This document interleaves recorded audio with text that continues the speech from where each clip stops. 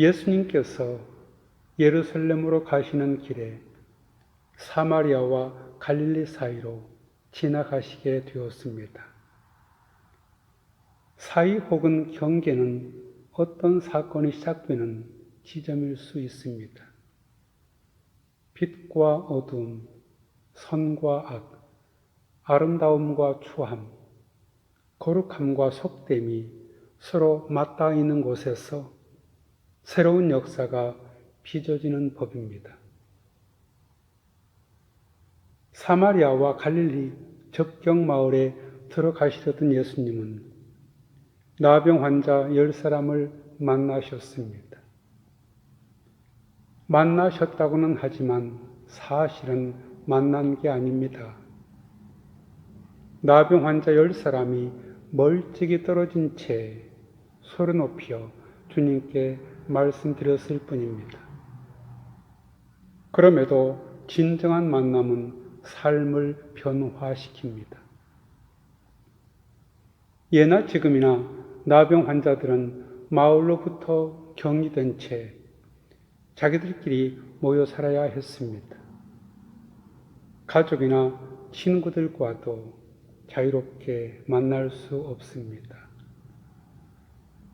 마을에 내려와야 할 경우에는 나는 부정한 사람입니다 하고 고함을 쳐서 사람들과의 접촉을 피해야 했습니다. 오늘날 우리에게도 이와 같은 편견이 있습니다.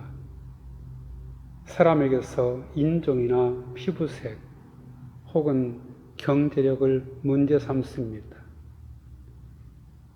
그들과의 차이를 존중하기는커녕 차이를 차별의 근거로 삼습니다.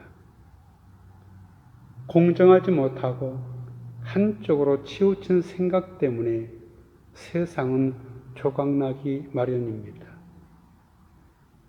이런 편견이 무너지지 않는 한 우리는 저 광대한 신앙의 바다에서 헤엄칠 수 없습니다. 그러나 주님은 특정한 사람들을 정결한 사람과 부정한 사람으로 가르는 것이 얼마나 폭력적인지 잘 알고 계셨습니다. 이날 예수님께서 만나셨던 10명의 나병 환자들은 예수님께서 병자들을 고쳐주신다는 소문을 들었습니다. 그래서 그들은 자신들의 병도 고칠 수 있다는 생각에 희망이 부풀었습니다. 그들은 멀찍이 멈추어 서서 소리 높여 예수님께 외쳤습니다. 예수 선생님, 우리를 불쌍히 여겨주십시오. 이는 절체절명의 처지에 놓인 사람들에게서 나오는 영혼의 절규입니다. 사실 하나님 앞에서 우리 모두는 그런 처지에 있습니다. 지난 2000년 동안 그리스도교 예배에서 키리에 엘레이손, 주여 불쌍히 여기소서, 이 노래가 불려진 이유도 바로 여기에 있습니다. 불쌍히 여겨달라는 절규는 하나님의 은총과 자비만이 자신을 구원할 수 있다는 고백입니다. 그러나 우리는 나병 환자와 같은 실존에 떨어지지 않는 한 나를 불쌍히 여기소서라는 절규를 애써 외면한 채 살아갈 수밖에 없습니다. 이것이 우리의 근본적인 모순이며 역설입니다. 스스로 어찌할 수 없는 궁벽한 삶을 거부하면 거부할수록 우리의 하나님과의 관계는 점점 더 멀어집니다. 거꾸로 나병 환자와 같은 상황에 가까워지면 가까워질수록 우리의 하나님과의 관계는 더욱 깊어집니다. 예수님께서는 그들을 보시고 말씀하셨습니다. 가서 제사장들에게 너희 몸을 보이라. 그동안 예수님께서 병자를 치유하시던 모습과는 사뭇 다릅니다.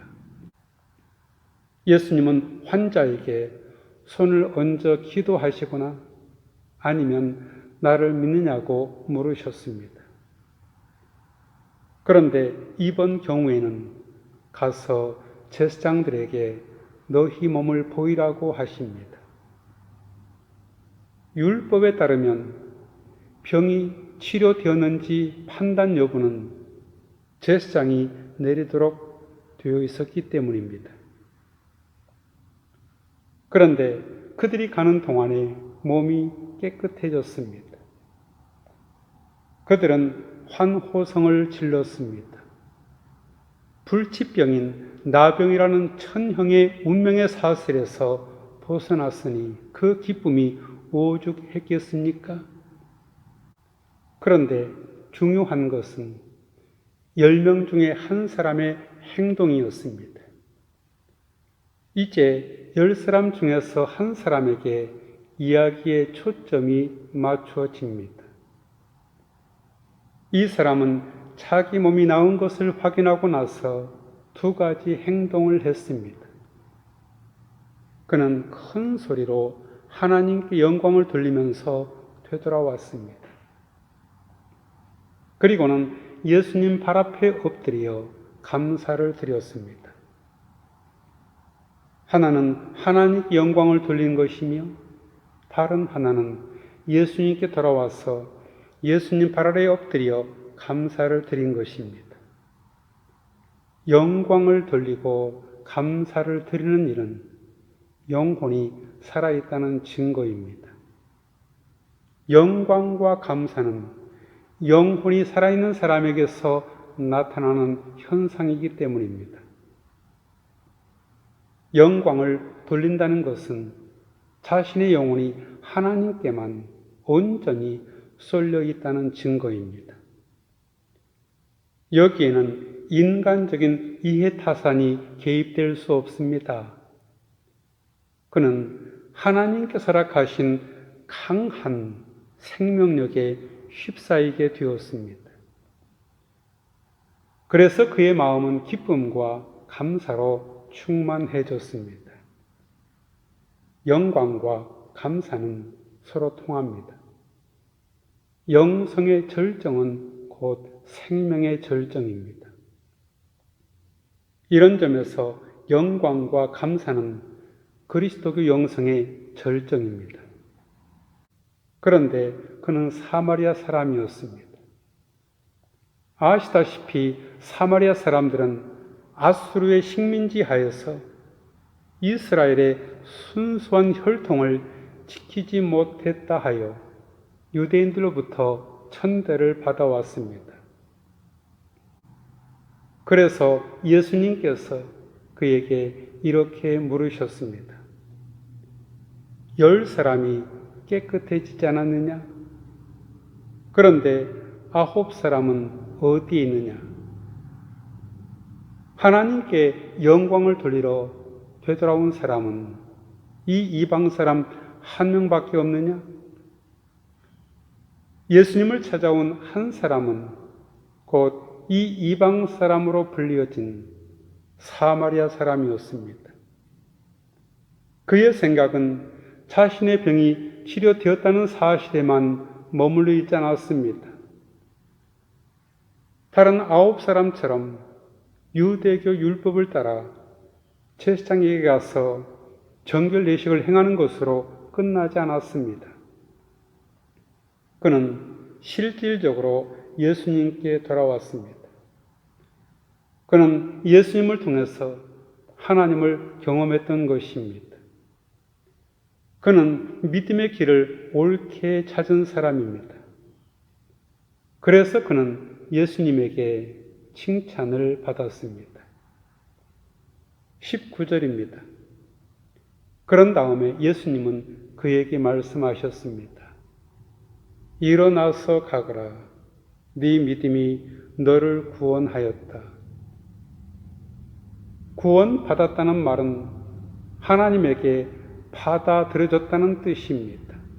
특별히 예수 그리스도를 통해서 하나님께 받아들여졌다는 뜻입니다. 하나님은 생명의 창조주이시고 생명의 완성자이시기에 하나님께 받아들여지면 당연히 생명을 얻습니다. 그것이 바로 성서가 말하는 구원입니다. 그 믿음이 그를 구원했습니다. 하나님에게 받아들여진 사람에게 나타나는 특징이 있습니다. 그것은 이 사람에게 하신 예수님의 물음에서 찾을 수 있습니다. 이 이방인 외에는 하나님께 영광을 돌리러 돌아온 자가 없느냐? 역설적입니다. 소외된 이방인 외에는 없었습니다. 가난하기 때문에 하나님께 영광을 돌릴 수 있습니다. 사회적으로 신분이 낮기에 오히려 삶의 본질에 더 가까이 다가갈 수 있습니다. 건강하지 못하기에 생명의 환희를 누릴 수 있습니다. 매우 역설적입니다. 그래서 가난한 자가 복이 있다는 예수님 말씀이 공허한 것이 아닙니다.